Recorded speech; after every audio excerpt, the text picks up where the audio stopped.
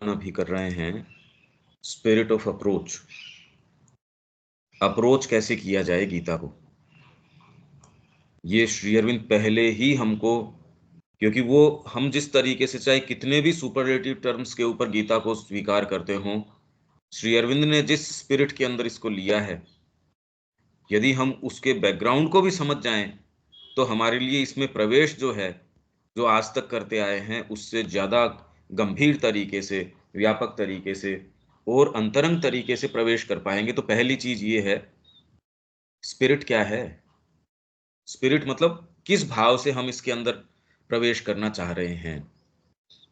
वेद, उपनिषद अथवा गीता जैसे किसी प्राचीन सदग्रंथ के अन्वेषण में आरंभ में ही ठीक ठीक ये स्पष्ट कर देना बहुत उपयोगी होगा कि हम किस विशिष्ट भाव से इस अन्वेषण में प्रवृत्त हो रहे हैं और वास्तव में हम क्या समझते हैं कि इससे वह कौन सी चीज प्राप्त करेंगे जो मानव जाति और उसके भविष्य के लिए महत्व की होगी। सर्वप्रथम, निसंदेह हम एक ऐसे परम सत्य की खोज कर रहे हैं जो एकमेव व सनातन हो, जिससे अन्य सभी सत्य प्रादुर्भूत होते हों, जिसके प्रकाश से अन्य सभी सत्य ज्ञान की योजना में अपना उचित स्थान, अपनी व्याख्या अथवा निरूपण तथा अपना परस्पर संबंध पाते हैं। ऐसा एक परम सत्य, भाई इसकी हम कैसे, एक कोई एग्जाम्पल के, जैसे सपोज भारतीय संस्कृति ने अपने आप को एकम सत, कोई सुप्रीम रियलिटी, उसके ऊपर आधारित किया। अब इस सत्य से बाकी सारे सत्य जो है वो निश्रित हो जाते हैं और उसके जितने भी रूप हैं जो इससे प्रादुर्भूत हुए हैं, अब एक दूसरे के विशृंखलता के अंदर या डिस्कॉर्डेंस में नहीं हो सकते। इसलिए भारतीय संस्कृति के मूल भाव को यदि आप समझ जाते हैं तो उसके सारे रूप भी आपको बिल्कुल उसके तारतम्य में, कॉन्सोनेंस में सारे अपने यथा स्थान रखे नजर आएंगे। तो इसलिए इसमें वो कौन सी बात है, यदि आप रूपों के ऊपर जाओ और मेरे को परिप्रेक्ष्य का सेंस नहीं हो तो मैं उन रूपों को भी वास्तव में नहीं समझ सकता। तो जनरली इस संस्कृति की बात इसके रूपों से की जाती है। इसमें टीका लगाया जाता है, इसमें तिलक लगाया जाता है, इसमें ये व्रत है, इसमें ये त्योहार है, इसमें इस तरीके से हम तो धोती पहनते हैं, हम शिखा करते हैं, हम अनुष्ठान करते हैं, व्रत करते हैं, पर ये सारे भी किसी परिप्रेक्ष्य में हैं। अगर आप उसकी बात नहीं करो, जैसे हमने बात करी थी three fundamentals of Hindu religion, अब उसको जब धीरे धीरे धीरे धीरे आप खोलते हैं तब आप ये देख सकते हैं कि जिससे अन्य सभी सत्य प्रादुर्भूत होते हैं। ये एक एग्जाम्पल है कि इसमें यदि वो तत्व कौन सा है उस पे आप टच करोगे तो फिर अभिव्यक्ति के क्रम को, दिए हुए एग्जाम्पल को, दी हुई सारी सिंबोलिज्म को आप सही खोल पाएंगे, सही दृष्टिकोण से खोल पाएंगे, जिसके प्रकाश से अन्य सभी सत्य ज्ञान की योजना में अपना उचित स्थान, अपनी व्याख्या अथवा निरूपण तथा अपना परस्पर संबंध पाते हैं। आपस में रिलेशन क्या है इनका। आप ब्रह्म की बात कर रहे हो तो इसके अंदर ये तो कह रहे पलायन कर ही नहीं रहे, यहां से जीवन से कोई पलायन थोड़ी था, क्योंकि शिप बिल्डिंग के अंदर भी ब्रह्म है। ये तो बीच के काल के अंदर इस तरीके का एक बनाया गया ये, और किसी एक विचार को लेके अतिरंजित कर दिया गया कि ये ही भारतीय संस्कृति का सर्वस्व है, जबकि कभी नहीं, कभी भी नहीं इस तरीके की बात थी। आज जो हमारा सेंस एक आध्यात्मिकता को लेके या इस संस्कृति को लेके, खैर अब धीरे धीरे परिवर्तित हो रहा है, पर वैसा मूलतः कभी था ही नहीं। परंतु ठीक इसी कारण वह परम सत्य किसी एक तीक्ष्ण या एकांगी सूत्र के अंदर बंद नहीं किया जा सकता, जैसा करने के कि सारों ने प्रयास किया ही है। एकमात्र श्री अरविंद ये कह रहे हैं, अदरवाइज सारों ने काट छाट के, ये एक ने तो कहा कर्मयोग ही है बस गीता, दूसरा कहता है ये ज्ञान योग है, तीसरा कहता है ये तो सांख्य योग है, कोई इसको खाली कहता है पुरुषोत्तम योग है। एक ही एक, मतलब अलग अलग अलग अलग, जिसमें शंकराचार्य जी कुछ निकाल लेंगे, किसी को जिसको जो निकालना है सो अपने तरीके से, और ये भी नहीं पूरी अपनी पद्धति को बुनते हैं उसके ऊपर, और ये भी नहीं मानसिक स्तर के ऊपर है, किसी न किसी स्तर के ऊपर जिन्यूइन एक्सपीरियंस भी है। फिर गीता किस पायदान पे खड़ी है ये सोचिए आप। उसकी कितनी व्यापकता है, कितनी सर्वसमावेशिता है कि इन सारों ने करने के बावजूद, और ये कोई सामान्य तिलक हैं और हैं, सबने इसके ऊपर, यहां तक कि कृष्ण प्रेम ने गीता के ऊपर अपनी टीका करी, जबकि उसको पढ़ के श्री अरविंद ने कहा भी यहां ये चूक गए, ये इसके अंदर आ जाएगा, कृष्ण प्रेम का नाम नहीं लेंगे और उनको उससे कोई मतलब भी नहीं है। इसमें आएगा Gita written in plain terms. मेरे ख्याल से इसी में जो अपना सिलेक्शन है, इसमें कोई सा एक टाइटल ये आएगा कि गीता स्पष्ट शब्दावली में, सीधे सीधे टर्म्स में, पर उसका मतलब क्या हुआ। ये बात भी आप बिल्कुल चूक जाएंगे कि कृष्ण प्रेम जैसों ने अगर प्रयास उसको इस तरीके से किया है कि कृष्ण इसको सिंबलाइज करते हैं, अर्जुन इसको सिंबलाइज करता है, उनको पूरी को उसने उन्होंने और सिंबल के रूप में, फिर बाद में अलग अलग तरीके से श्री अरविंद ने कहा भी Gita is written in plain terms. ये इसी सिलेक्शन में ही आ जाएगा अपने। तो ये कोई भी आप इसको सतह पे न समझें कि इतने सहज लगते हैं ये शब्द खोलने के बाद, पर वो वैसे सहज हैं नहीं, क्योंकि इससे पहले हमको कहीं ये देखने मिल नहीं रहा। और श्री अरविंद के पढ़ने के बावजूद भी इसका क्या अर्थ है, धीरे धीरे यदि आप उस पर चिंतन करते हैं, पूरा नया जगत सामने आपके उभर के आना शुरू हो जाएगा, यदि आप उस पर चिंतन करते रहे। कदाचित ही वह हमें समग्रता में तथा संपूर्ण आशय सहित किसी एक दर्शन में, या किसी एक सदग्रंथ में, या फिर किसी एक गुरु, मनीषी, पैगंबर या अवतार के मुख से पूर्ण रूप में तथा सदा के लिए पूर्णतः अभिव्यक्त हुआ मिले। पूर्ण का मतलब भी क्या होता है? भी मैंने पूर्ण अपनी अभिव्यक्ति दी, पर मेरे पास पढ़ने वाले बच्चे अभी थर्ड स्टैंडर्ड के हैं, तो पूर्ण का मतलब कोई, मैं देश काल भी तो देखूंगा, सामने कौन है उसको भी तो देखूंगा। तो पूर्ण अपने आप में जो शब्द है, ये भी पूर्ण का क्या अर्थ है, और पूर्ण दे भी दिया तो रिसीव करने वाले को थोड़ी सेंस है इसमें क्या है। गीता तो पूर्ण है ही, और सावित्री भी पूर्ण है, और पढ़ने वाले उसमें से क्या क्या निकालते हैं। ये थोड़ी है कि मेरे हाथ में जो सावित्री है वो अलग है, आपके हाथ में जो टेक्स्ट है वो अलग है, और तीसरे के हाथ में। तो इसमें बहुत सारी चीजें इन्वॉल्व हैं। और यदि उस सत्य के प्रति हमारा दृष्टिकोण या भाव उसे छोड़कर अन्य प्रणालियों अथवा पद्धतियों में निहित सत्यों के असहिष्णु बहिष्कार को आवश्यक बताता हो, नहीं खाली इसमें कर्म की बात है, तो इसमें अब और दूसरे को तोड़ मरोड़ के मैं कैसे भी गीता को पूरे को इसी अर्थ में कहलवा लूं, या मैं किसी पर्टिकुलर पद्धति को, किसी पंथ को, किसी विचारधारा को यदि बिलोंग करता हूं, तो वो फिर बाद में उसी दृष्टिकोण से, जिस वो पूर्वाग्रह, उससे एक स्टेप आगे असहिष्णु बहिष्कार, मतलब इनटॉलरेंट आपका जो, इसको एक्सक्लूड कर दो, इसको हटा दो, ऐसे बहुत है। नहीं नहीं, इसको नहीं, ये नहीं टच कर सकते। मुस्लिम्स को आप कहोगे कि नहीं नहीं नहीं, इसमें ये वाला तत्व जो इमानेंट डाउन लुक, ऊपर से परमात्मा देख रहा है नीचे, ये तो बंदे हैं उसके, वहां तक तो है ठीक, अगर उसकी बात करते हो, पर वो आप में व्याप्त है और आप ही बन जाते हो, तो वो कह रहे हैं ये ब्लास्फेमी है, ये नहीं हो सकता।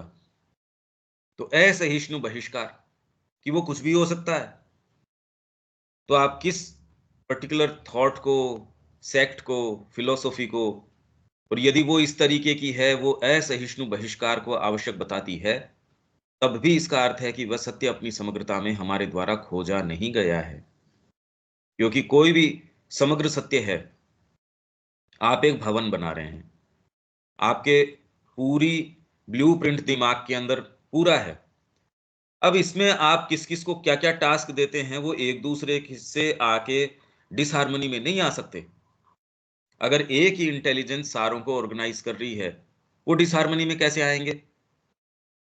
किस क्रम से पत्थर आ रहे हैं, किस क्रम से और बिल्डिंग मटेरियल आ रहा है, किस क्रम से इसकी प्लानिंग वाले आ रहे हैं, किस क्रम से क्या क्या आ रहा है। एक अच्छी इंटेलिजेंस जो है, वो भी इनमें कोई डिसहार्मनी नहीं, बिल्कुल तरीके से। तो इसमें कहीं भी इस तरीके का असहिष्णु बहिष्कार, यदि वास्तव में ये सत्य है, तो वो तो हो नहीं सकता। तो आपकी पद्धति, आपकी चिंतन धारा यदि इसमें किसी चीज के बहिष्कार की मांग करती है, तो इसका अर्थ है कि आपको अभी ब्लूप्रिंट मिला नहीं, अभी आपको सेंस नहीं है। आप किसी कंस्ट्रक्शन साइट के ऊपर जाओ, अरे यार पहले कितना अच्छा था, अब लाके देखो कहाँ बीच में पत्थर डाले हैं, कहाँ यहाँ सारे खेत का सत्यानाश कर दिया, सारे इसका ये कर दिया। अरे भैया तेरे को पता ही नहीं कि ये एक फेज है, कंस्ट्रक्शन हो रहा है, और ये भी एक जैसा नहीं, इसमें भी चेंजेज आते रहेंगे, आते रहेंगे, आते रहेंगे। इस भवन के निर्माण के लिए सपोर्ट्स लगाए जाएंगे, यथा समय उनको हटा लिया जाएगा, नए लगाए जाएंगे। जिसको इसका थोड़ा सेंस है, और इसमें भी बहुत व्यापक प्लानिंग अगर है, उसका तो सेंस सामान्यतः ही होना बड़ा मुश्किल है कि ये चेंजेस इस इन्होंने बजट में किए, इसका एक्चुअल में क्या परिणाम होगा। हाँ, पूर्वाग्रहों से ग्रसित है। अगर कांग्रेस ने किया है तो ठीक नहीं किया, चाहे उसने कुछ भी कर दिया हो। वो वाले ये देखेंगे बीजेपी ने किया, बढ़िया से बढ़िया किया होगा, तो भी वो तो हमको तो इसको खंडन करना ही है। अगर ये भी दिख रहा है कि ठीक भी है, तो भी खंडन तो करना ही है। तो यदि आप पूर्वाग्रहों से इनसे ग्रसित हो, तो इसका मतलब आप सही उसके ऊपर पहुंचे नहीं। क्योंकि जब हम आवेश में आकर अथवा तीक्ष्ण रूप से निषेध करते हैं, तो सीधे सीधे इसका अर्थ होता है कि इस सत्य को समझने अथवा सराहने में, सराहना मतलब आप उसको वाह वाही कर रहे हैं, वो सराहना नहीं। अप्रिसिएट मतलब उसके मूल्य को आप समझ पा रहे हैं कि इसका इवैल्यूएशन, तो उसकी सराहना, वो उसको कहते हैं सराहना में वाह वाही नहीं। वाह वाही भी हो सकती है, अगर वास्तव में समझ जाओगे तो वाह वाही तो अपने आप ही करोगे आप, साधुवाद तो वैसे ही हो जाएगा। तो इस सत्य को समझने अथवा सराहने में तथा इसे निरूपित करने में हम समर्थ नहीं हैं। दूसरे, यद्यपि ये एक एक को खोलते ला रहे हैं, एक दूसरे, यदि यह सत्य एकमेव तथा सनातन है, तो भी ये अपने आप को काल में और मनुष्य की मन बुद्धि द्वारा अभिव्यक्त करता है। तो यही मैंने कह दिया, पूर्ण का मतलब क्या है। अरे भाई, पूर्णत्व के अंदर आपके पास है, पूरी सावित्री है आपके पास। ये थोड़ी कोई आपको खंड के अंदर दी है, पर बना क्या लोगे। तो सत्य एकमेव है, पर उसका एक्सप्रेशन, एक्सप्रेशन उस समय के हिसाब से अपने आप को काल में और मनुष्य की मन बुद्धि द्वारा अभिव्यक्त करता है। अतः प्रत्येक सदग्रंथ में आवश्यक रूप से दो तत्व होते हैं। तो हमने ये बात करी कि कौन सी चीज उसको चिन्मय बनाती है। पहले, क्या आपकी पकड़ है उस फंडामेंटल ब्लूप्रिंट की, आपको कोई समझ आई क्या कि यहाँ भवन बन रहा है, महल बन रहा है, यहाँ कोई कॉम्प्लेक्स बन रहा है, शॉपिंग मॉल बन रहा है, उसका मेरे को सेंस ही नहीं। अब मैं डिटेल्स की कहाँ, वो तो सेंस नहीं। तो पहले तो सुप्रीम रियलिटी का मेरा साक्षात्कार हो, उसको ग्रहण करने वाली चेतना हो, अभिव्यक्त आप उस काल के अनुसार जो शब्द हैं, विचार का क्रम है, कैसे रखा जाना चाहिए। अतः प्रत्येक सदग्रंथ में आवश्यक रूप से दो तत्व होते हैं, एक अस्थायी या सामयिक नश्वर तथा उस देश और काल विशेष के विचारों से संबद्ध जिसमें वह उत्पन्न हुआ था, और दूसरा तत्व होता है सनातन व अविनश्वर तथा सभी कालों व देशों में प्रयोज्य या व्यवहार्य, जो हाँ एप्लीकेबल है, प्रैक्टिकेबल है। गीता के अंदर ऐसा तत्व बहुत ही थोड़ा है, शायद ही ऐसा है जिसको अपने सही परिप्रेक्ष्य में लिया जाए तो कोई देश और काल के से मर्यादित नहीं रहता, सार्वलौकिक हो जाता है, सार्वभौमिक हो जाता है, सब जगह आप उसको प्रयोग कर सकते हैं। इसका यज्ञ विधान है कोई न तो भारत के ऊपर, या खाली कोई विशेष कोई जाति के ऊपर, या उस समय विशेष के लिए, उसी के लिए नहीं, ये हर काल के अंदर, हर स्थान के ऊपर, हर व्यक्ति के ऊपर, मतलब जीव मात्र के ऊपर लागू होता है, जड़ प्रकृति के ऊपर भी लागू होता है। तो गीता के अंदर ऐसा कुछ भी नहीं है। यदि उसको अपने सच्चे वैभव में, सच्चे अर्थ के अंदर लिया जाए, तो वो सार्वभौमिक न हो, ऐसी कोई चीज नहीं है इसमें। और पहली बार ये श्री अरविंद कह रहे हैं ये बात।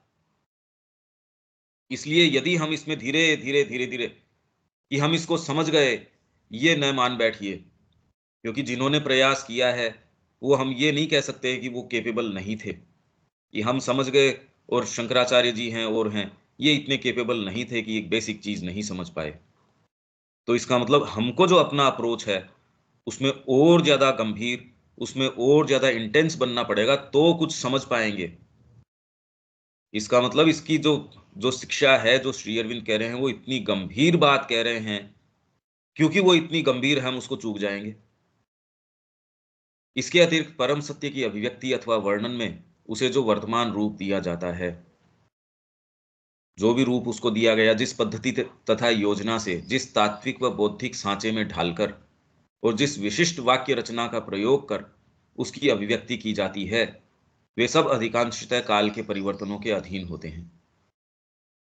भाई अगर इसके अंदर जाति व्यवस्था की ही बात करें या वर्ण व्यवस्था की, ब्राह्मण, क्षत्रिय, वैश्य, शूद्र, अब तो क्लियर कट उस तरीके के, क्योंकि वर्ण तो अब लगभग नहीं रहे बाहरी तरीके से, अब तो लगभग मलेच्छ हैं। वर्ण जो है, श्री अरविंद कह रहे हैं, केवल आर्यों में होते हैं। और आर्य की डेफिनेशन पहले अपन पढ़ के गए हैं कि आर्य कौन है।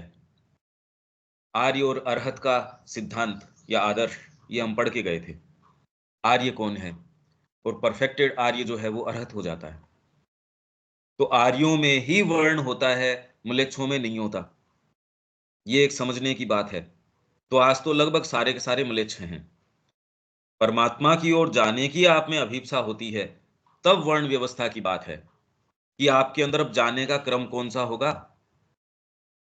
आपके अंदर ब्राह्मणत्व ज्यादा है, क्षात्र तेज है, हालांकि पूर्ण कर्म के लिए चारों ही आवश्यक हैं, पर प्रिडोमिनेंस किसकी है? इसके अंदर एक सुप्रीम रियलिटी को के पास नजदीक जाएगा, एक में ज्ञान पक्ष ज्यादा है, एक के अंदर कर्म वाली बात ज्यादा है, और कर्म के अंदर भी वो किस तरीके से। तो ये तो तब प्रासंगिक है जब आपके अंदर पुकार है, एस्पिरेशन है कि आप जाना चाहते हो, तब वर्ण व्यवस्था लागू होती है।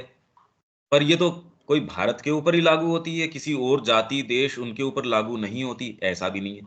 या किसी काल विशेष के ऊपर कि ये उस युग के अंदर तो प्रासंगिक थी, आज नहीं है, ऐसा भी नहीं है। तो इसलिए हम इसको क्या अर्थ प्रदान करते हैं? वे सब अधिकांशतः काल के परिवर्तनों के अधीन होते हैं, और इस कारण कालांतर से वैसी ही शक्ति नहीं रख पाते, क्योंकि मानव बुद्धि सदा अपने आप में बदलाव लाती रहती है, निरंतर ही विभाजन करती और संयोजन करती हुई, यह निरंतर ही अपने विभाजनों को बदलने और अपने समन्वयों को नए क्रम से रखने को बाध्य होती है। इसको खोलना तो लगभग आपको बहुत व्यापक दृष्टिकोण चाहिए। मानव बुद्धि किस तरीके से बदलाव आया। भाई आप तो एक समष्टिगत तो छोड़ दीजिए, व्यष्टिगत बुद्धि आपकी, मतलब इंडिविजुअल की देखिए। ये सारा अध्ययन करने के माध्यम से बुद्धि के अंदर जो बदलाव आता है, अब वो चीजों का जो डिसर्नमेंट है उसका उसमें अंतर आ जाएगा। अब आप एक थोड़ी अलग लाइट के अंदर देखेंगे, जो पहले देखते थे उससे भिन्न लाइट में देखेंगे चीजों को, तो निरंतर ही विभाजन करती, उस लाइट के अंदर फिर वो चीजों को रखती है, मतलब विभाजन कर दिया उसने, और उसका फिर संयोजन करती है। आपने इसकी लाइट के अंदर पहले तो किसी चीज को देखा, खंड खंड देखा, उन खंडों को फिर बाद में जोड़ के संयोजन किया, निरंतर ही अपने विभाजनों को बदलने और अपने समन्वयों को नए क्रम से रखने को बाध्य होती है। यदि आप बहुत सीरियसली या इंटेंसली ये सारा जो हमारी चर्चा परिचर्चा का क्रम है, इसमें और गहराई से जा पाए, तो ये आप अपने अंदर संसिद्ध होता देख सकते हैं। बाकी किसी जाति के अंदर, मनुष्य जाति में तो ये होता ही रहता है, कुछ प्रधान विचार आए, उन विचारों ने फिर बाद में आपके पूरे व्यवस्था क्रम को चेंज कर दिया। शिक्षा ऐसी होनी चाहिए, व्यवस्था इस तरीके की होनी चाहिए, व्यापार का क्रम इस तरीके से, हालांकि कोई बहुत फंडामेंटल उसमें नहीं। व्यक्ति के जीवन में तो आप बहुत फंडामेंटल भी देख सकते हो, ये आप अपने ही जीवन में देख सकते हो। बुद्धि में परिवर्तन आने के साथ ही साथ कैसे आप चीजों को अलग अलग दृष्टिकोण से, फिर विभाजन का मतलब उनका जो आप मूल्य दिया करते थे, उस मूल्य में अंतर आ गया। तो वो मूल्य में अंतर आने के कारण अब वो जो विभाजन क्रम है चेंज हो गया आपका, और उसके अनुसार फिर आप संयोजित करोगे, भी विभाजित करोगे तो संयोजन भी करोगे, और ये विभाजन और संयोजन उनका फिर बाद के अंदर और हायर सिंथेसिस, ये चेंज होती जाएगी, ये बदलती जाएगी। ये नवीन वाक्य रचनाओं अथवा अभिव्यक्तियों तथा प्रतीकों हेतु पुरातन का त्याग करती जाती है, या फिर यदि वह पुरातन प्रयोगों का पुनः उपयोग करती भी है, पुराने शब्द काम में ले लिए तो भी आज के दृष्टिकोण से लेंगे। पुराने जो, इवन श्री अरबिंदो जिस तरीके की भाषा काम में ले रहे हैं, अब तो वो कह रहे हैं भाई ये तो इस तरीके की अब प्रचलन में नहीं है। हालांकि जो विचार वो दे रहे हैं वो तो वैसे ही शायद उस समय उतने नहीं, आज तो कई स्थितियां तो उससे बदतर और उन विचारों की प्रासंगिकता और ज्यादा महसूस होती है कि अरे ये तो आज के लिए लिख रहे थे क्या वो। तो पुरातन का त्याग करती जाती है, या फिर यदि वे पुरातन प्रयोगों का पुनः उपयोग करती भी है तो भी उसके संकेतार्थ या गूढ़ार्थ, संकेतार्थ, कि वो उस वाक्य के लिए वाक्य नहीं, वो आपको संकेत कर रही है किसी चीज का।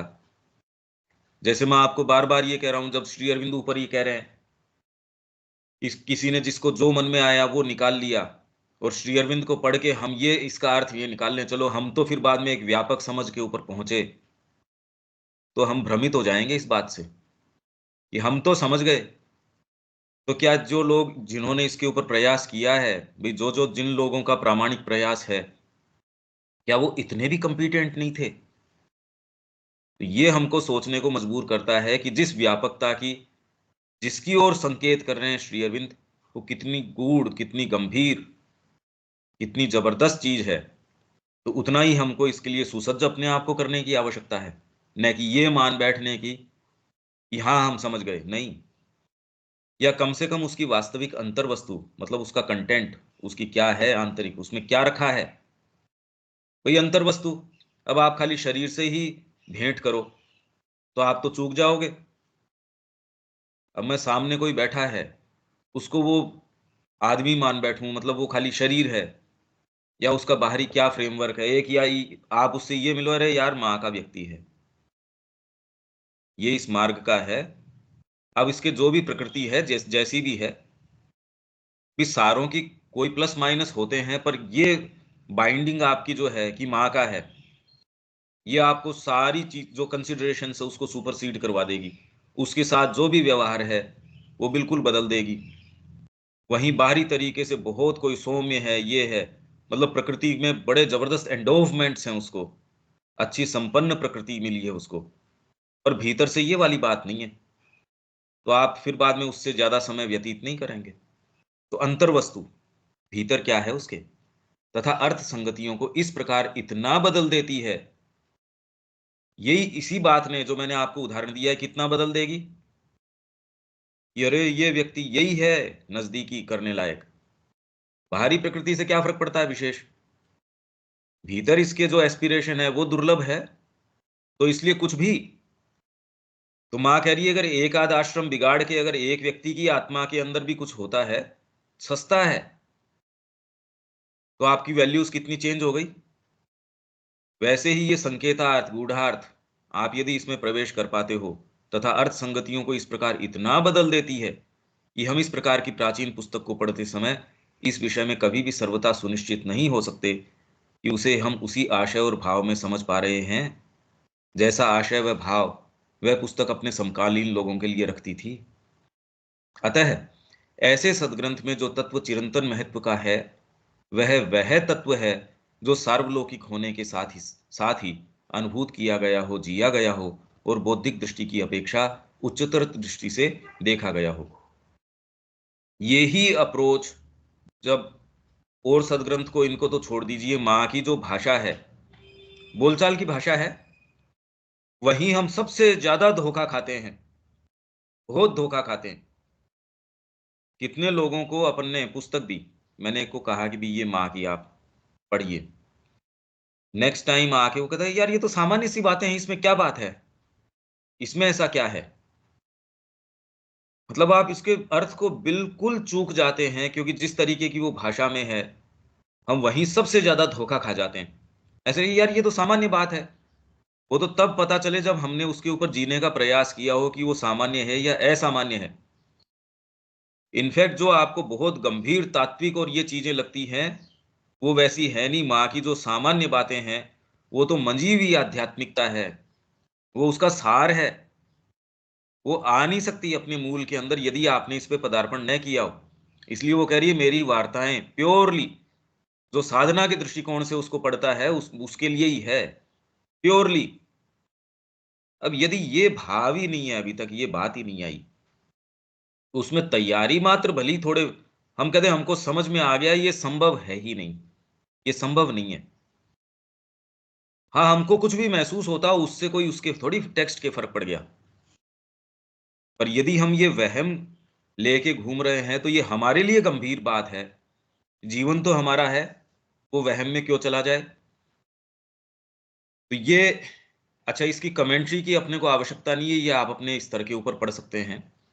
ये सारा जो इटैलिक्स के अंदर है, ये इसी के ऊपर है, जो इतनी हम लंबी इसकी चर्चा कर रहे हैं। अतः गीता के उस बिल्कुल सटीक तात्विक गूढ़ार्थ को वैसे ही जानना जैसा कि उस समय के लोगों द्वारा समझा गया था, यदि ऐसा सही सही करना संभव भी होता। अगर ये करना संभव होता कि श्री कृष्ण अर्जुन से क्या कह रहे हैं। कई टाइटल्स ऐसे हैं कि 5000 वर्षों से किसी ने जो गीता नहीं समझी, अब इसके अंदर इन महात्मा जी ने इसको, एक आई थी अभी कुछ दिन पहले मेरे हाथ में, कि आज तक जो निरूपण नहीं हुआ अब आया है वो, यही कह रहे हैं श्री कृष्ण। वो ये दावा कर रहे हैं कि श्री कृष्ण यही वाली बात कह रहे हैं। श्री अरविंद यहाँ ऐसे किसी भी वहम से पहले ही हमको निजात दिला देते हैं कि वैसे ही जानना जैसा कि उस समय के लोगों द्वारा समझा गया था, यदि ऐसा सही सही करना संभव भी होता। अगर संभव होता, जो कि संभव नहीं है, क्योंकि ये यही कह रहे हैं ये संभव भी नहीं है, तो भी इसे मैं गौण महत्व का मानता हूं। अगर आप ये कह दो कि श्री कृष्ण यही कह रहे थे और एक्चुअल में श्री कृष्ण भी इसको वैलिडेट कर दे, हाँ मैं यही कह रहा था, तो आपके क्या महत्व का है ये?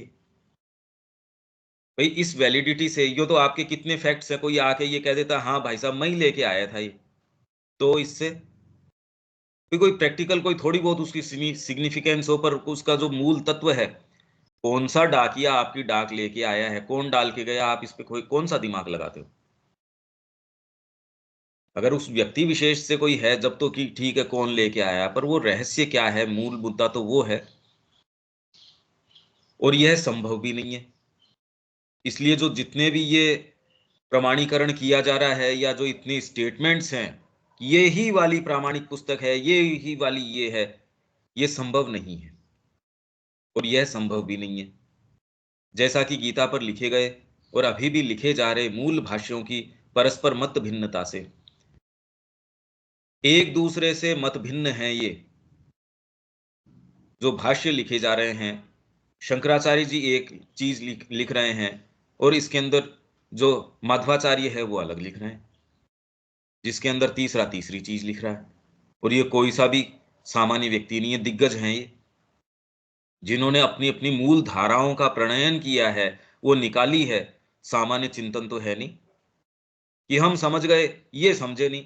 ये कहने की तो हमको पहले थोड़ा समझना चाहिए हम कह क्या रहे हैं, तो इससे ये भी थोड़ा सा समझ में आना चाहिए हम किस विषय से डील कर रहे हैं, हम डील किस सब्जेक्ट से कर रहे हैं। इससे ये भी समझ में आना चाहिए कि फिर बाद में जिस रियलिटी में हमको लगता है हम जी रहे हैं, वो वैसी है नहीं। यदि थोड़ा सा आप में ये ड्रॉप आ जाए, तो जो दीपक जी कह रहे थे नूतनता, आप बहुत फ्रेश महसूस करेंगे। आपका जो ढांचा है, पहले तो प्रश्न उठ जाएगा, यार मैं हूं कहाँ, किस जगत में हूं। अभी तो हम मान के बैठे हैं कि देखो ऐसा करने से तो ऐसा होगा, ये किए बिना तो कैसे काम चलेगा। तो मूल भाष्यों की परस्पर मत भिन्नता से स्पष्ट होता है, क्योंकि ये सभी एक दूसरे से असहमत होने में ही एक मत है। किस बात के अंदर ये एक दूसरे से एक मत हैं? कि ये एक दूसरे को नहीं स्वीकार करते। कोई भी एक दूसरे का खंडन करते हैं, इस बात में सारे एक मत हैं कि हम एक दूसरे की नहीं मानते।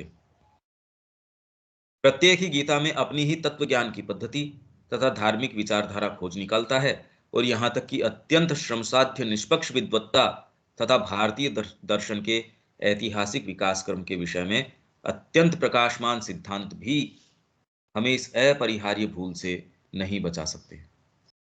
ये जो भूल है, इससे हमको बचा नहीं सकते, परंतु लाभकारी रूप से जो हम कर सकते हैं वह यह है कि गीता में निहित उन यथार्थ जीवंत सत्यों को खोजें।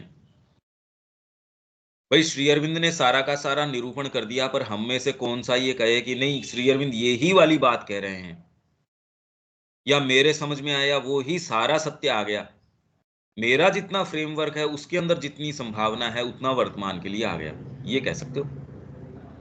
उसमें और आप जो अगर यात्रा करोगे तो आप साल भर में 6 महीने में ये पाओगे कि कितने और नई चीजें और नए सत्य उदय हो गए जो आप पहले कल्पना में नहीं थे, ये आप खुद देख सकते हैं। ये निश्चित रूप से, और ये दिखाएगा कि आपने यात्रा करी है, भले ही उनके तत्व विज्ञान संबंधी रूप जो भी हों, और इसमें से वह तत्व निकालें जो हमें अथवा व्यापक रूप से संसार को सहायता पहुंचा सकता है, और फिर यथासंभव ऐसे अत्यंत स्वाभाविक तथा जीवंत रूप व शब्द अभिव्यक्ति में उसे व्यक्त करें जो हमारी वर्तमान मनुष्य जाति की मानसिकता के अनुरूप तथा उसकी आध्यात्मिक आवश्यकताओं की पूर्ति में सहायक हो। तो ये तो अप्रोच बेसिकली दूसरों के लिए नहीं, जैसे श्री अरविंद ने पहले, अब ये स्टाइल है शायद श्री अरविंद की, पहले वो पूरा बैकग्राउंड ट्रेस करते हैं कि मैंने किस तरीके से इसको अप्रोच किया, कि जैसे वेद के अंदर वो ये कह रहे हैं कि मैं किस तरीके से यहाँ आया, मेरी हाइपोथेसिस मैंने इन सर्टेन आधारों के ऊपर सेट करी, और इनके ऊपर कोई भी चाहे तो मेरी पद्धति को इस तरीके से देख सकता है। वो डिसेंटली ये कह रहे हैं, ये हम पढ़ के भी गए थे। तो वैसे ही ये ट्रेस कर रहे हैं कि उसकी आध्यात्मिक आवश्यकताओं की पूर्ति में सहायक हो, कि आप इसमें इस तरीके से प्रवेश कर सकते हैं सदग्रंथ में, और इससे ज्यादा आप कर भी क्या सकते हो? कोई भी क्या कर सकता है इसमें इससे ज्यादा? यदि हम इस महान सदग्रंथ के भाव में, अब ये जो जहां से अपना पहला था कि तल्लीन कर दें, से लेके सजीव प्रेरणा नहीं होती, तो ये जहां से अपन ने ये शुरू किया था उसका एक एक चक्र तो पूरा हुआ। ये एक इसका बैकग्राउंड है। अच्छा, यहां तक कोई सेंटेंस या कोई चीज, अब इसमें आपका कोई प्रश्न हो किसी का भी? ये मैंने कमेंट्री इसलिए भी नहीं ली कि वो उसकी कोई, क्योंकि जब अपन तो साथ साथ में इसको खोलते आ ही रहे हैं एक चीज, दूसरे हिंदी के अंदर उपलब्ध है, अंग्रेजी में है नहीं, तो फिर बाद में वो बीच में कड़ी नहीं रहेगी। तो अंग्रेजी के अंदर तो इन दोनों का टेक्स्ट उपलब्ध है, जो मैंने पढ़ा वो हिंदी और इंग्लिश दोनों के अंदर है। इसमें यहां तक कोई प्रश्न है क्या विवेक? ये पहले पेज पर आया था। और यदि उस सत्य के प्रति हमारा दृष्टिकोण या भाव उसे छोड़कर अन्य प्रणालियों अथवा पद्धतियों में निहित सत्यों के असहिष्णु बहिष्कार को आवश्यक बताता है, तब भी इसका अर्थ है कि वह सत्य अपनी समग्रता में हमारे द्वारा खोजा नहीं है। ये हाँ, समय भी अलग आपने जिक्र किया था, असहिष्णु बहिष्कार। असहिष्णु बहिष्कार। इसके अंदर जैसे जो जो अद्वैत वेदांत वाले हैं, यदि उनको आप ये कहो नहीं इसमें तो सारे ही, वो तो स्वीकार ही नहीं करेंगे, वो तो कहना ना, यही वाली बात कह रही है गीता। इस्कॉन वो कह रहा है कि देखो वो पर्टिकुलर श्लोक लेके कह रहे हैं कि ये ही रूप है भगवान का, श्री कृष्ण स्वयं कह रहे हैं हम दूसरे रूप को स्वीकार नहीं करते। जो सांख्य का निरूपण करने वाले हैं वो कह रहे हैं साफ साफ ये है ना। फिर बाद में भाई अगर शंकराचार्य जी की बात को मान लिया जाए और आप इससे पलायन की बात करो कि शंकराचार्य जी तो कर्म की बात कर नहीं रहे, तो फिर गीता तो अर्जुन को कर्म के अंदर जो नियोजित कर रही है, तो ये दोनों बातें तो साथ में नहीं चल सकती। पर यदि आप ये तर्क उनसे करो तो कोई ना कोई उत्तर तो जरूर देंगे, पर ये बात वो स्वीकार कैसे करेंगे? अगर जगत मिथ्या है और इसके अंदर कर्म है, जगत ही मिथ्या है, तो कर्म किस चीज का? आप इसको समझ जाओ कि आप उसके साथ एक हो, ब्रह्म को की एकता जान जाओ, अपने अक्षर जो है उस पुरुष के अंदर चले जाओ, या जैसे भी उसके अंदर चले जाओ, उस स्थिति के अंदर चले जाओ। और उनका ये कहना है कि यदि अवतार भी आता है तो त्रिगुणों से बंध के यहां क्रिया करता है। धरती के ऊपर यदि आएगा तो सत्व रज और तम तीनों धारण करके ही क्रिया करेगा। अगर ये बंधन में ही वो क्रिया करता, श्री अरविंद ने इसको टैकल किया है, तो फिर मां भी क्रिया गुणों के आधार पे ही कर रही है। अगर गुणों के ही आधार पे करती तो क्रिएशन कहां हो सकता था? पर ये वाली बात है, ये वाला जो जो अपन पॉइंट है जो श्री अरविंद रेज करते हैं कि जगत मिथ्या नहीं है, जगत भी ब्रह्म है। यही तो ईशोपनिषद के अंदर अपन ने शुरू में बात करी थी। इसको वो ट्रेंचेंटली एकदम कहेंगे ना, इसको हम स्वीकार नहीं करें, असहिष्णु बहिष्कार कर देंगे इस बात का, जो उस पद्धति को लेने वाले हैं। और जो कर्म वाले हैं वो दूसरे वाले को बिल्कुल बहिष्कार कर देंगे कि यार तू इसको ब्रह्म की बात कर रहा है, नहीं, गीता तो कह रही है कि खाली फल की आशा के बिना कर्म कर। पर तेरे को सेंस ही नहीं है, फल की आशा के बिना किसका क्या कर्म करेगा? जब तक तू भगवान की सत्ता को स्वीकार ही नहीं करता, तो तू करेगा किसको ऑफर? तो ये सारे की पूर्णता जब तक आप नहीं करते तो आप अवश्य रूप से आपको बहिष्कार तो करना ही पड़ेगा किसी चीज का। सर्टेन चीजों को आप ये वाली चीज तो मेरे एंसेंबल में नहीं आती, मेरी समीकरण के अंदर ये थोड़ा सा गड़बड़ है तो इसको एक बार अलग करो। अब मेरा समीकरण ठीक चल रहा है, पर ये कोई आपके समीकरण को ठीक बिठाए उसके लिए थोड़ी है सदग्रंथ। तो ये सारे के सारे यदि आपने इनमें प्रवेश किया हो तो सब कुछ न कुछ चीज को बहिष्कार कर रहे हैं। जैसे वेद के ऊपर जितनी भी टीकाएं हैं अभी तक की, वो सारी की सारी उसके जो अध्यात्म परक अर्थ है उसका असहिष्णु बहिष्कार कर रही है और कर्मकांड के ऊपर तुली हुई है। ये तो अनुष्ठानिक है। तो बड़ी पीड़ा होती है कई जगह सायण को, जहां अर्थ है ही नहीं कर्मकांड में, कैसे अर्थ लगाए, तो बड़ी मुश्किल से कि घोड़ों में से ये टपक रहा है। भाई घोड़ों में से या एक छोटी सी मांद के अंदर और इतना समुद्र कैसे समा सकता है, या ये वाली चीज भौतिक अग्नि ये काम कैसे कर सकती है, बड़ी मुश्किल में पड़ जाता है। तो ये प्रश्न पहले तो हम एक्चुअल में समझें, भाई वो वाला उनका जो कहना है वो पद्धति क्या कह रही है। अब इसके अंदर असहिष्णु बहिष्कार, जैसे मैंने आपको ये कहा कि अगर मुस्लिम्स को आप कहोगे तो इमानेंट डाउनलुक को तो वो स्वीकार कर लेंगे कि ऊपर एक कोई ऐसा परमात्मा बैठा है या कोई ऐसा जो भी बैठा है और नीचे उसके बंदे हैं, उनको वो देख रहे हैं। अगर ये कह दिया जाए कि वो आप ही बने हो, आप ही हो वो, तो ये उसको वो असहिष्णु बहिष्कार क्या, वो मार डालेंगे आपको। बहिष्कार नहीं, वो तो हत्या तक उतर जाएंगे। ना ना, ये ब्लास्फेमी है, ईश निंदा है ये। तो ऐसे ही सारे जितने भी सेक्ट्स हैं, जितने छोटे छोटे ये बने हुए धाराएं, वो अपने आप को जीवित ही इस चीज से रखती हैं। हालांकि भारत के अंदर असहिष्णु बहिष्कार उतना नहीं है जितना कि वो ये कह रहे हैं अप्रोच करने का ये एक मार्ग है, ये एक तरीका है। भाई आप भी तो कोई एक रोड लेते ही हो, आपको दिल्ली जाना है तो आप ये थोड़ी कहते हो मैं, भाई मार्ग सारे ही ठीक हैं पर कोई तो अपनाओगे सारे ठीक है बोल के। तो इन दोनों में थोड़ा अंतर आ गया।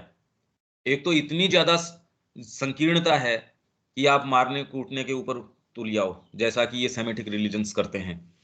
ये वाली बात तो ठीक है, इसके अलावा कोई दूसरा नहीं मानता तो उसको मार डालो। करोड़ों करोड़ों जो औरतों हैं को विचेज कहे कि जला डाला, जिंदा जला डाला कितने करोड़ को क्रिश्चियंस ने।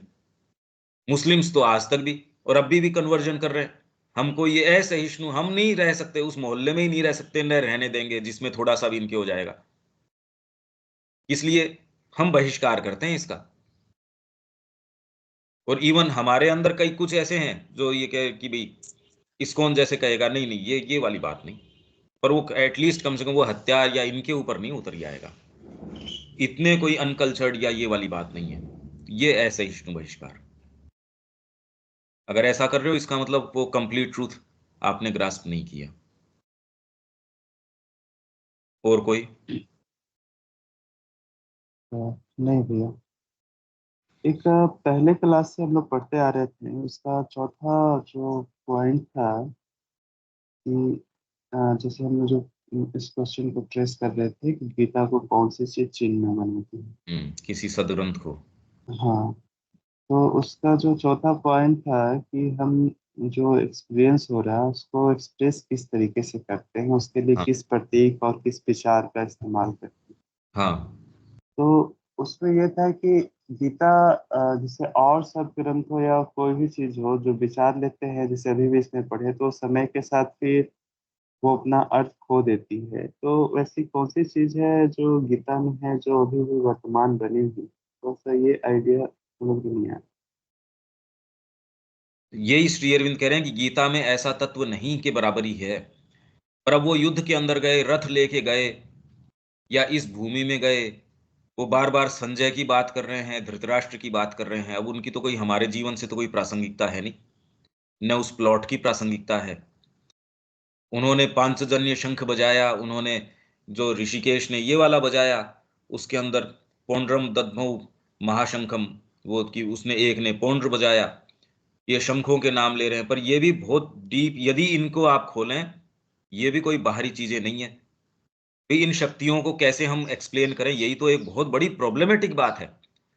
पुराणों के अंदर जब ये कहा कि ये आयुध भी जो हैं ये पैदा हुए आयुध जो हैं, आप इसको यूं ही निर्जीव मानते हैं, जबकि ये कह रहे हैं ये तो इनसे पैदा हुए, ये भी भगवान के ही जो हैं अंश हैं। अब ये कैसे हुई, ये शक्तियां कहां से आई, जिसके अंदर इन शक्तियों का वर्णन आपके जो मार्कंडेय पुराण है वो भी कई चीजों की बात करता है, पुराण है वो इन शक्तियों की बात करते हैं। क्या बताओ अब आप। और जिन शक्तियों का वर्णन महाभारत में दे रखा है, उनमें सारों के पास, किसी के पास कोई शक्ति, किसी के पास कोई शक्ति, मतलब उनको युद्ध के मैदान तक जाने की आवश्यकता नहीं थी। जिस तरीके की शक्तियों का वो वर्णन है, फिर उन्होंने प्रयोग में क्यों नहीं लिया। वो कहने के लिए थी या काम में भी लेने के लिए थी। जैसे उन्होंने ब्रह्मास्त्र छोड़ दिया, उसने अश्वत्थामा ने छोड़ा, तो उन्होंने परशुराम जी ने कहा बेवकूफ, जब वापस नहीं तेरे को लौटाना आता था तो तेरे को तूने छोड़ा क्यों। कि सामने से एक ने छोड़ दिया, इधर से इसने छोड़ दिया, तो उन्होंने कहा ना, ये नहीं किया जा सकता, तुम अपनी मनमर्जी से कोई भी ये शक्ति का प्रयोग नहीं कर सकते। तो एक ने कहा ठीक है, मैं इसको वापस कर लेता हूं। उन्होंने कहा जी वापस नहीं करना आता। तो कहा मूर्ख, जब फिर जब वापस नहीं करना आता तो छोड़ता क्यों है, तेरा कंट्रोल ही नहीं है इस शक्ति के ऊपर। तो इनके मायने क्या हुए। अब ये कोशिश करते हैं इसको एक्सप्लेन करने की, देखो आजकल भी मिसाइल्स बन गई, पहले इतने डेवलप्ड टेक्नोलॉजी थी, ये ऐसी बात थी नहीं। मिसाइल का कितना मार हो सकती है, अरे भौतिक आपके कोई क्षति पहुंचा देगी, जानमाल की हानि कर देगी, उससे ज्यादा और क्या कर देगी।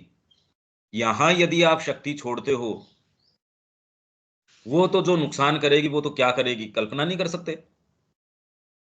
तो ऐसी इसके अंदर, भाई आप सावित्री के ऊपर आप जो प्रश्न कर रहे हो, मैं औरों की क्लैरिटी के लिए भी कह देता हूं। अब सावित्री में श्री अरविंद एक प्लॉट को ट्रेस कर रहे हैं।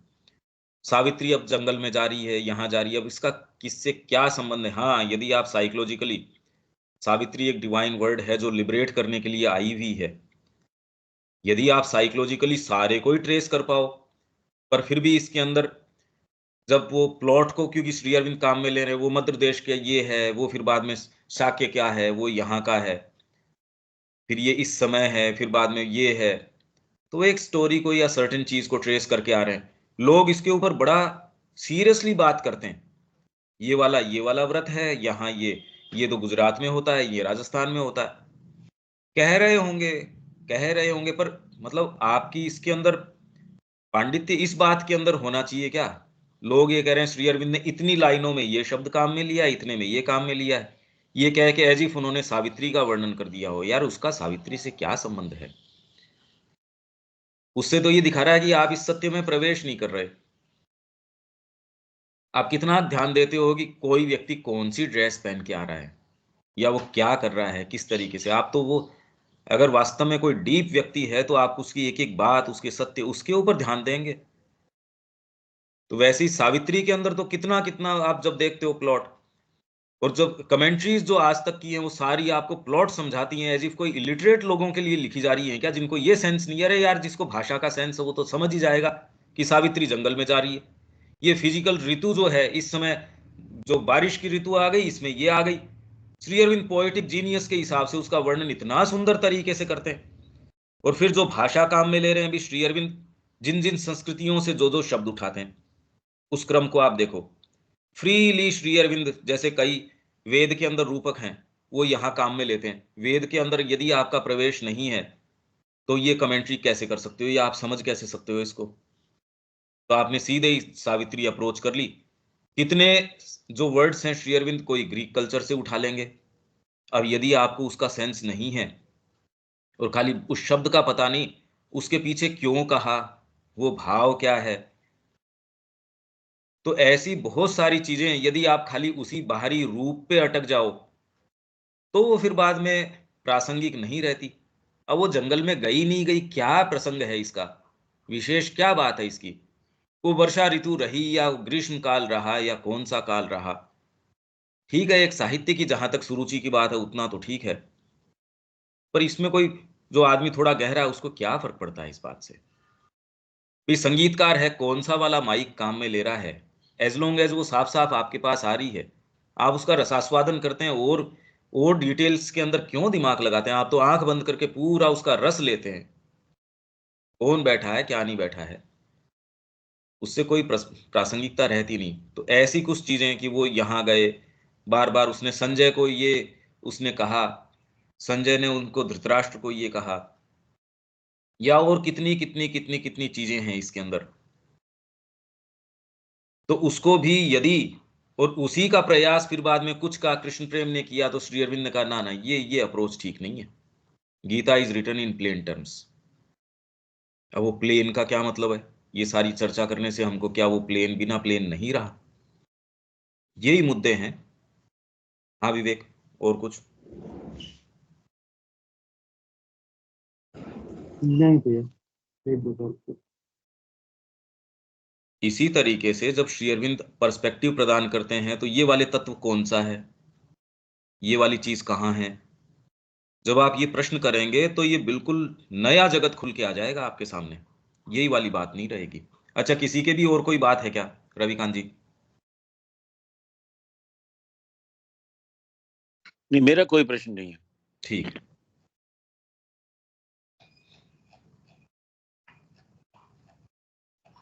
शब्या जी, कोई बात है क्या इसमें, जो टेक्स्ट पढ़ा है उससे संबंधित? क्योंकि टेक्स्ट तो आपके हाथ में है, पुस्तक तो है ही।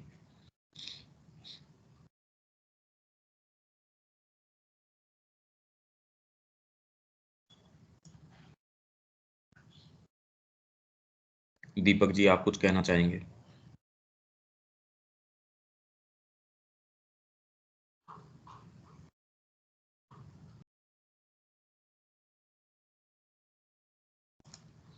हेलो?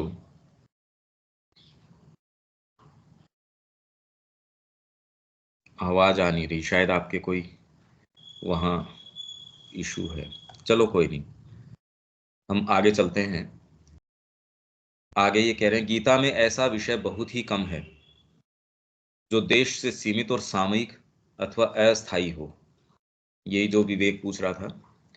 और इसका भाव और विचारधारा इतनी उदार, गंभीर और व्यापक है कि उस थोड़े बहुत को भी सरलता पूर्वक इसकी शिक्षा का जरा भी ह्रास या अतिक्रम किए बिना, ह्रास किए बिना, या तो उसको म्यूटिलेट कर दिया आपने।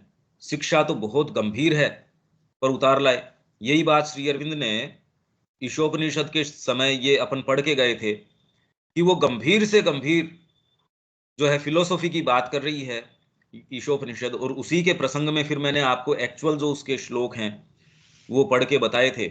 और फिर अचानक वो अग्नि का और इसका वर्णन भाषा में कहीं भी कोई न्यूनता या ह्रास के बिना ईशोपनिषद उन देवताओं की बात करता है। इससे ये पता चलता है कि कहीं भी उपनिषद के अंदर जो वेद की बात है उसको डिसडेन की दृष्टि से नहीं देखा गया। ये इसका प्रमाण है। और इसी के लिए अपन ने वो पूरा का पूरा वो पढ़ा था, 3-4 दिन जो भी अपन ने लगाए थे उसके पीछे। तो इसमें जो भी ऐसा कोई तत्व जो कि आपको लगता है जो देश और काल से सीमित है, उसी समय का था। अब तो उससे क्या मतलब है? जैसे यज्ञ, आप कहेंगे अब तो कौन यज्ञ करता है, कोई पर्टिकुलर अनुष्ठान कर रहे हो वो तो एक अलग बात है। पहले पहले मंदिरोपासना नहीं थी, यज्ञ था।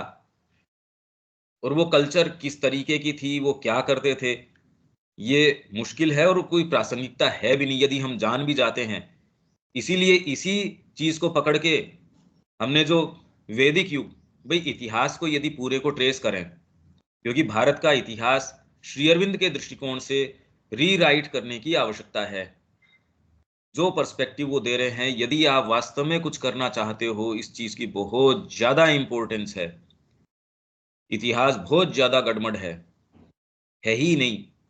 वो घटनाओं का वर्णन कर रहे हैं, और इनफैक्ट जो नाम कुछ दे रहे हैं वो भी मतलब 1000-1500 साल का अंतर कर रहे हैं किसी भी चीज के बीच में, और किसी भी कड़ी को कहीं भी जोड़ रहे हैं। किसी को भी बौद्ध बता दे रहे हैं, बौद्ध के समकालीन किसी को बता रहे हैं, किसी को भी किसी कालखंड के अंदर खड़ा कर देते हैं।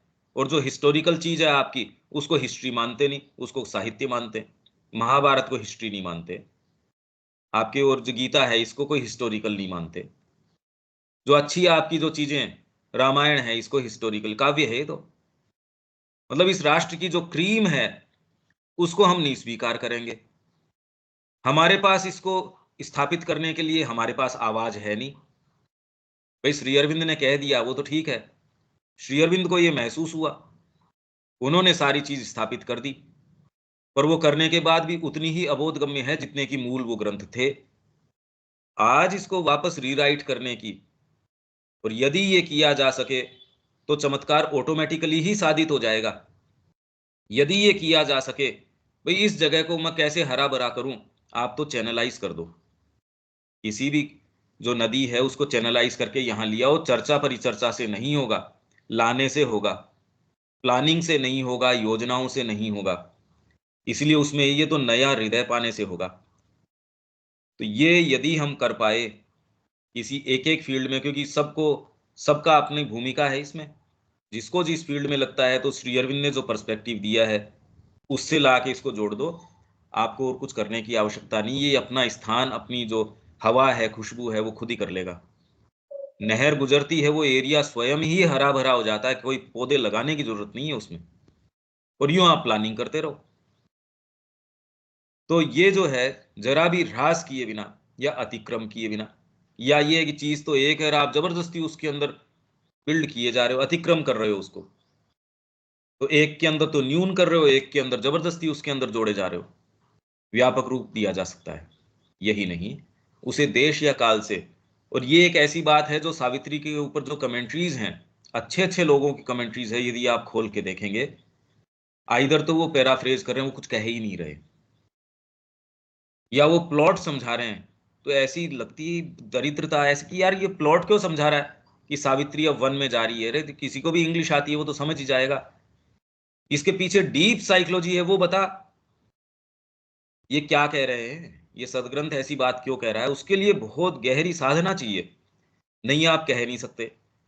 एक व्यापक परिप्रेक्ष्य, श्री अरविंद ने माँ ने कौन सी चीज के बारे में क्या कहा है, उसका एक स्तर के ऊपर कहीं तो अनुभव चाहिए, तब तो आप पूरे वेफ्ट को जोड़ पाएंगे।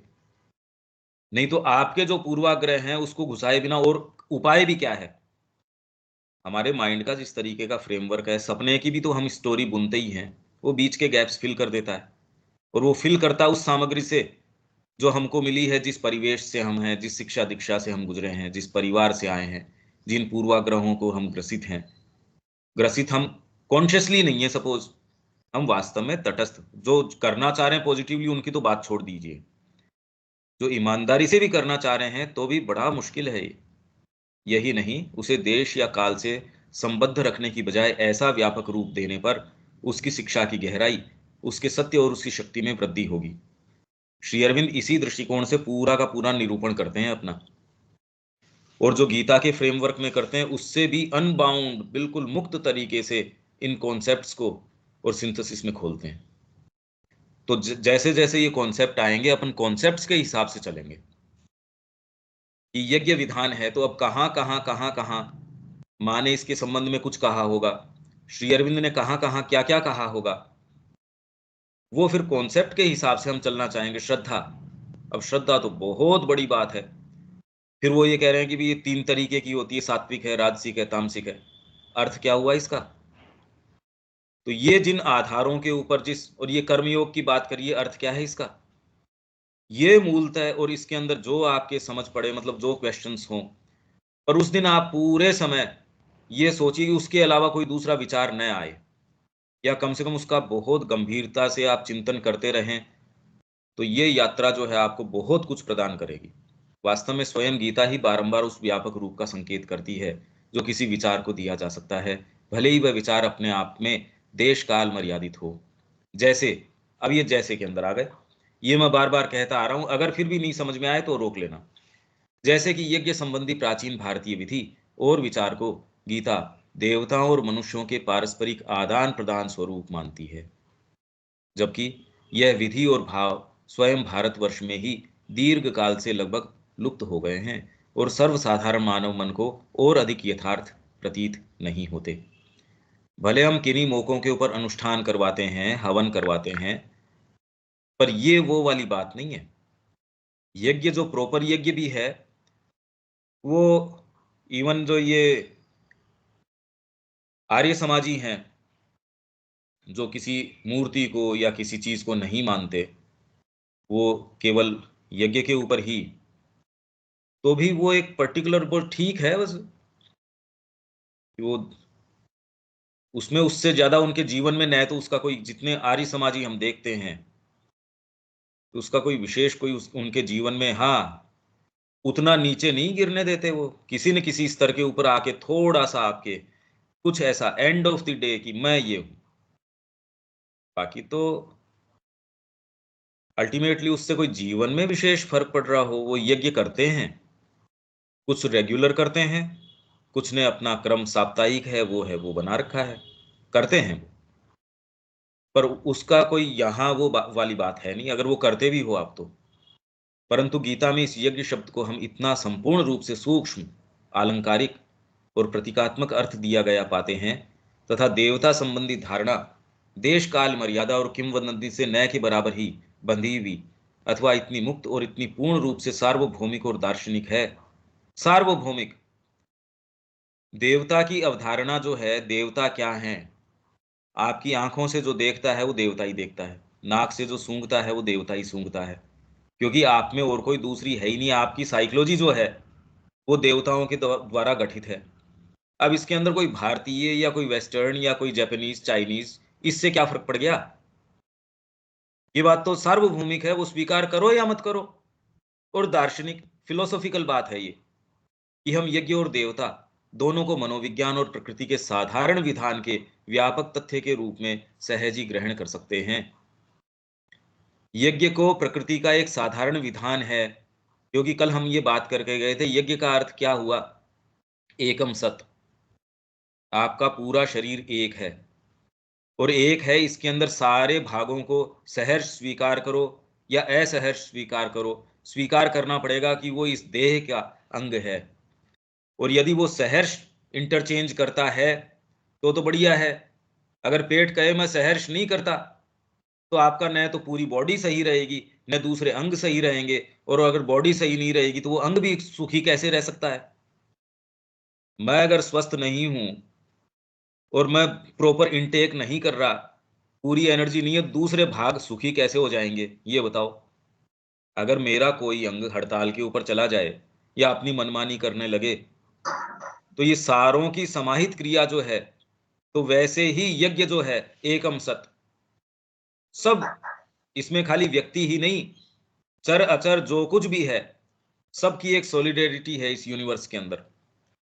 ये चीज हमको समझ में अगर आ जाए, तो भारतीय संस्कृति ने ये चीज समझ ली कि जीव मात्र के कल्याण की बात करती है वो, कोई एक व्यक्ति मात्र के कल्याण की बात नहीं। तो यज्ञ को कैसे, सारी चीज यज्ञ में है, और देवता दोनों को मनोविज्ञान और प्रकृति के साधारण विधान के व्यावहारिक तथ्य के रूप में सहज ही ग्रहण कर सकते हैं, और इन्हें प्राणियों में परस्पर होने वाले आदान प्रदान, एक दूसरे के हितार्थ होने वाले बलिदान और आत्मदान के विषय में जो आधुनिक विचार हैं, उन पर इस तरह प्रयुक्त कर सकते हैं कि इनके अर्थ और भी अधिक उदार और गंभीर हो जाएं।